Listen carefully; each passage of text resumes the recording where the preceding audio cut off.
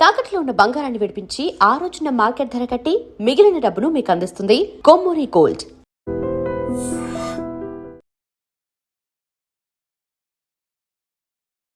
నమస్కారం, welcome to I dream. ధర్మ మార్గం విత్ విస్తా కార్యక్రమానికి స్వాగతం.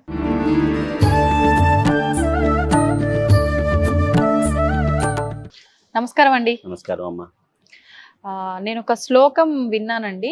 ఎత్ర నార్యస్తు పూజ్యంతే అని చెప్పి ఒక శ్లోకం ఉంది. అంటే ఇది విన్నప్పుడు అనిపించింది, వివరణ పూర్తిగా అర్థం కాకపోయినా ఇది ఆడవారికి సంబంధించింది. ఆడవాళ్ళని పూజింపబడితే అక్కడ అంతా కూడా శుభమే అన్నట్టు ఒక చిన్న అవగాహన అయితే వచ్చింది. అసలు ఏంటి అర్థము అంటే, మన పెద్దవారు ఏ మెసేజ్ ఇచ్చినప్పటికీ దాంట్లో ఎంతో ఆంతర్యం ఉంటుంది. దీన్ని బట్టి ఏం అర్థం చేసుకోవచ్చు ఈ శ్లోకాన్ని బట్టి, దాని వివరణతో పాటు తెలియజేయండి. స్త్రీ అనే శబ్దానికి ఇంకా పర్యాయ పదాలు, వేరే వేరే పదాలు ఇంకా చాలా ఉన్నాయి. జనని, తల్లి, మాత, ఇవన్నీ దేన్ని చెబుతున్నాయి అంటే స్త్రీనే చెబుతున్నాయి. ఎప్పుడైనా మనం చూస్తూ ఉంటే చూడండి, గంగని గంగా అనం, గంగమ్మ తల్లి అంటారు. అవును. ప్రతి చోట్ల కూడా, అంటే పూర్వకాలంలో కూడా ఆడవాళ్ళకి పేర్లు పెట్టినప్పుడు ఎల్లమ్మ ఇలాంటి పేర్లు తెలంగాణలో బాగా మనం వింటూ ఉంటాం. ఎల్లమ్మ అని ఇలాంటి పేర్లు. అంటే దేవతకైనా మామూలు స్త్రీకైనా సరే అమ్మ అనే పేరుతో సంబోధించడం అనేది మనకి పరిపాటి. అందులో తెలుగు వాళ్ళకి మరీ మరీ ముఖ్యంగా. మిగతా రాష్ట్రాల వాళ్ళకి అమ్మ అనే పలకరింపు ప్రతి దానిలో లేదు. తులసీదేవిని తులసమ్మ అంటారు, గంగని గంగమ్మ అంటారు, భూమిని భూమాత అంటారు. రామాయణంలో సాక్షాత్తుగా రామచంద్రమూర్తే చెప్పాడు, జనని జన్మభూమిశ్చ స్వర్గాదపి గరీయసి.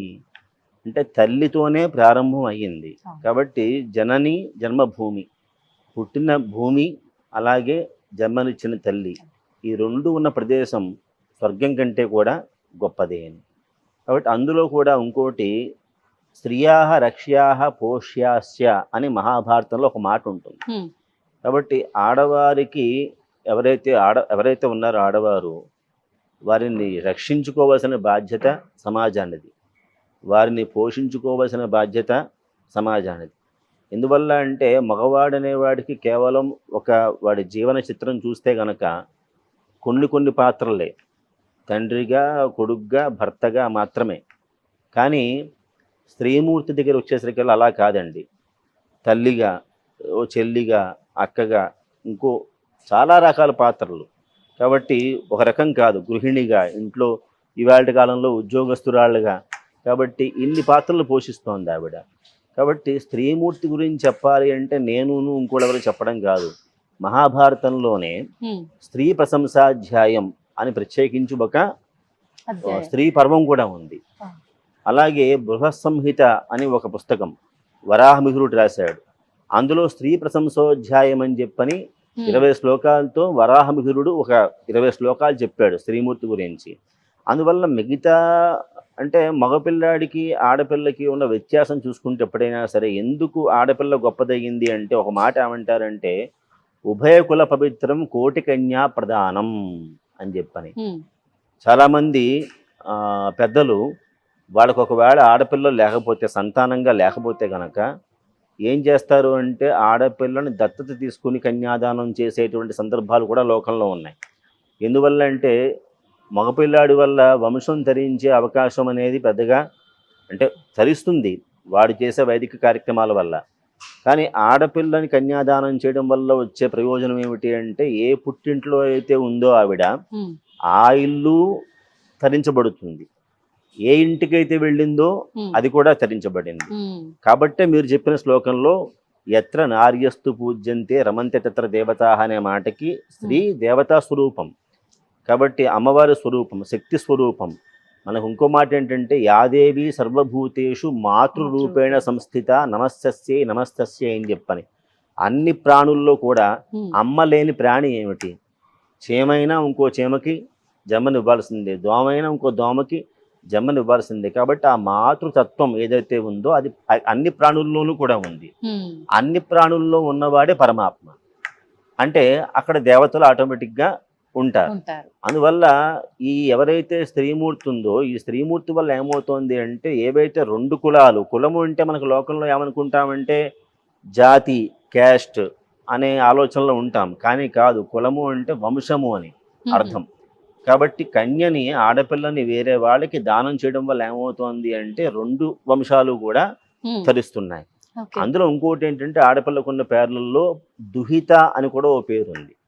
కాబట్టి దూరం నుంచి అంటే అత్తవారింట్లోంచి ఆలోచిస్తూ ఉంటుంది ఇట, మా నాన్న ఎలా ఉన్నాడు, మా అమ్మ ఎలా ఉంది క్షేమం గురించి ఆలోచిస్తూ, పుట్టింటి విషయం ఆలోచిస్తూ ఉంటుంది.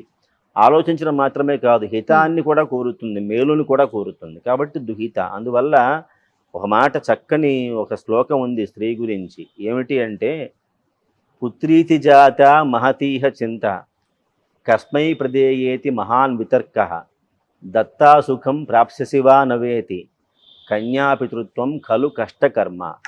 అర్థం ఏంటండి? చెబుతా.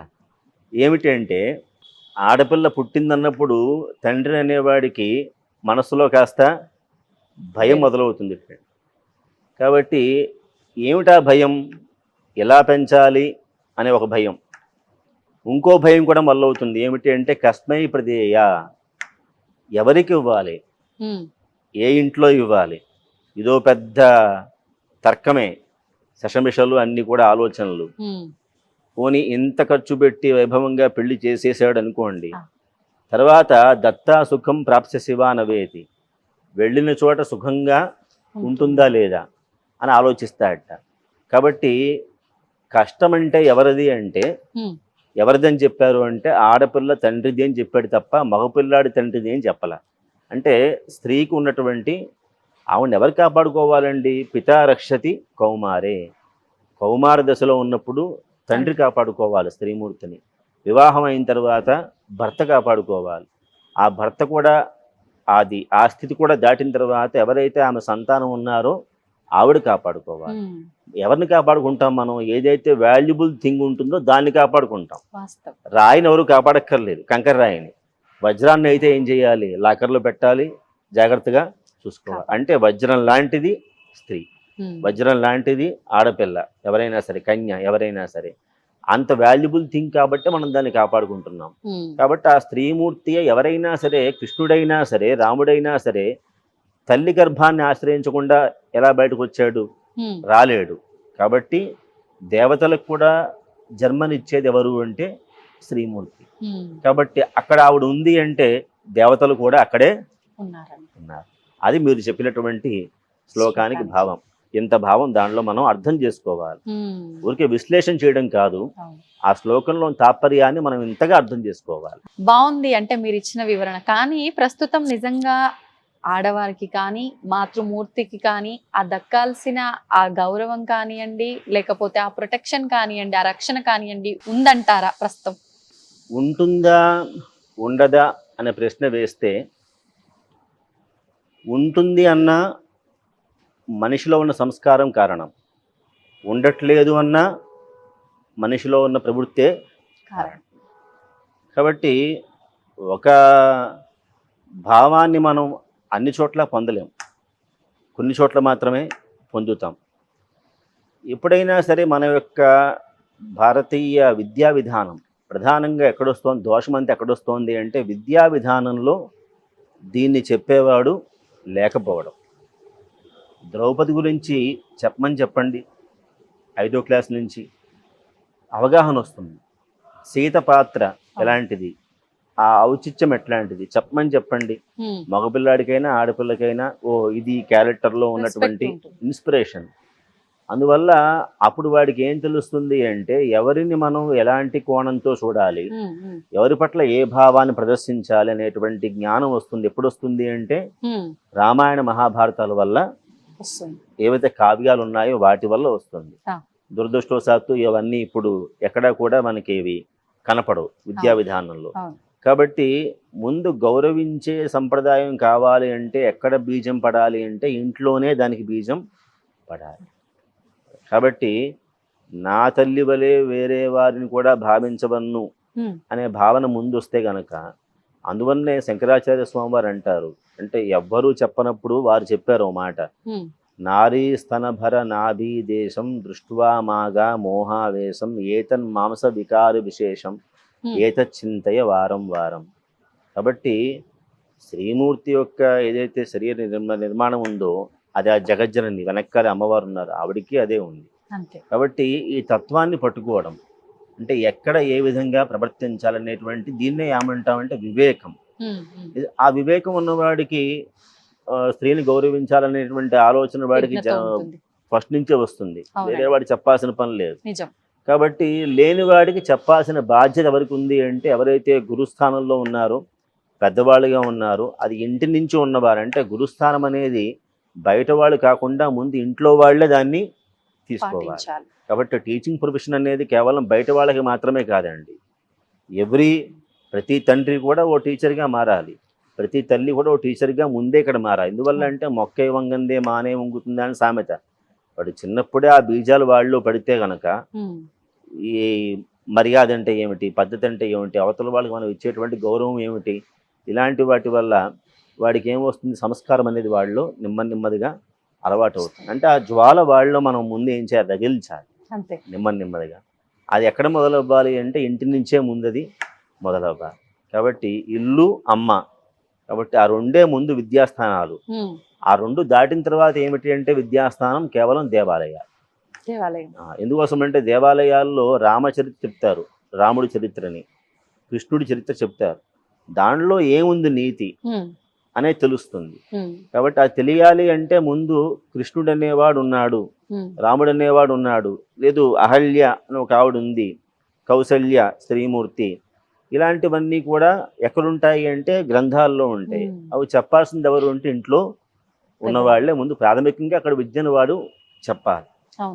కాబట్టి అలా చేసిన నాడు వారి పట్ల గౌరవం అనేది ఎప్పుడైనా సరే వస్తుంది. ప్రపంచంలో ఎప్పుడైనా సరే మంచి చెడు రెండు ఉంటాయండి. మంచి దురదృష్టం ఏంటంటే 20% ఉంటుంది. చెడు వెళ్ళినంత స్పీడ్గా మంచి వెళ్ళలేదు. కాబట్టి తీసుకెళ్ళాలి అంటే దాన్ని ముందు తీసుకెళ్లే బాధ్యత ఎవరికి వాడే తీసుకోవాలి. అప్పుడు సమాజం అనేది ఆటోమేటిక్గా మార్పు, అది నెమ్మదిగా ఆలోచన చేయడం మొదలు పెడితే మార్పు కూడా మొదలవుతుంది. వాస్తవం అండి మీరు చెప్పింది. ధన్యవాదాలు. తవ్వుతూనే శివలింగం సరే దాన్ని అట్లా కప్పేసేయండి, చూపించదండి. Krishna is there. మూర్తి పూజ కాదు, సాక్షాత్ బ్రజేంద్ర నందన భగవాన్ ఉన్నారు మూర్తిలో. ఏమీ ఆశించకుండా ఆరాధించే వాళ్ళు కూడా ఉన్నారా ప్రభుజీ? నిజమైన భక్తి అంటే మనకు తెలియదు కాబట్టి